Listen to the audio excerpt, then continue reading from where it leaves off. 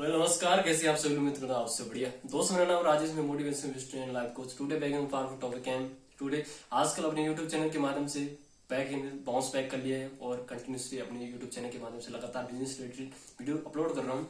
और आज एक नया फॉर्मूला है, हटके फॉर्मूला है, गजब का फॉर्मूला है, जो मेरे पिछले जो सेशन के वीडियोस होते हैं वो चलते रहते हैं, पर इस समय मैंने कुछ हटके और कुछ नया आपके लिए लेके आया हूँ, जिसके लिए 3 स्टेज में हम बिजनेस पे चर्चा करेंगे। किसी भी बिजनेस को मल्टी डॉलर या मल्टी बिलियन बनाना चाहते हैं, जो बने हैं या जो अपने अपने स्टेबल लेवल पे हैं, उनके विषय में आज 3 लेसन लेके आया हूँ। सबसे पहले आप किसी बिजनेस को देखें तो उसके सस्टेनेबल, यानी कि अगर आप कोई धंधा कर रहे हैं तो आप उसके स्केल अप करना चाहते हैं या प्रॉफिटेबल बनाना चाहते हैं तो सस्टेनेबिलिटी खतरे में पड़ जाते हैं। तो सबसे पहले अपने बिजनेस को सस्टेनेबल कैसे बने, तो सस्टेनेबल करने के लिए आपको बिजनेस में सबसे पहले ये होता है कि आपके पास बैक सपोर्ट भी होना चाहिए, मार्जिन भी होना चाहिए, और इस बिजनेस में बने रहने के लिए कई सारी चीजें होती है। कम्पिटेटिव एडवांटेज भी कोई चीज होती है, या मैन पावर भी हो सकती है, कुछ भी हो सकती है। सबसे पहले आप अपने धंधे को सस्टेन करना आना चाहिए, क्योंकि स्केलेबिलिटी के चक्कर में कहीं बार सस्टेनेबिलिटी खतरे में पड़ जाती है। तो सबसे पहले अपने धंधे को सस्टेन करना आना चाहिए। तो आप स्केलेबल करना चाहते हैं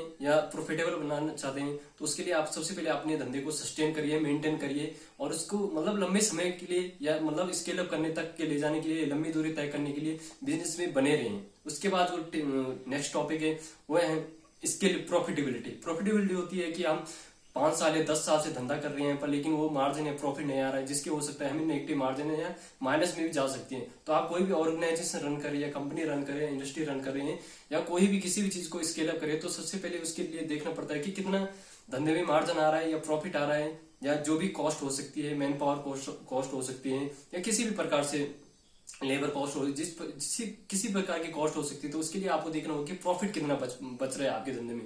प्रॉफिट किसी भी धंधे को लंबा चलने के लिए तो प्रॉफिट अनिवार्य होते हैं। सस्टेन आपने बिजनेस को कर लिया तो उसके बाद आपको प्रॉफिट निकालना आना चाहिए, क्योंकि अगर आप में बिजनेस में प्रॉफिट नहीं है तो मुझे नहीं लगता कि या किसी भी पर्सन को या बिजनेस ट्रेनर को या मतलब जिसने इस फील्ड में अच्छा किया, मुझे उसको व्यक्ति को नहीं लग सकता है कि वो ज्यादा लंबा चले। तो उसके लिए आपको प्रॉफिट निकालना आना चाहिए।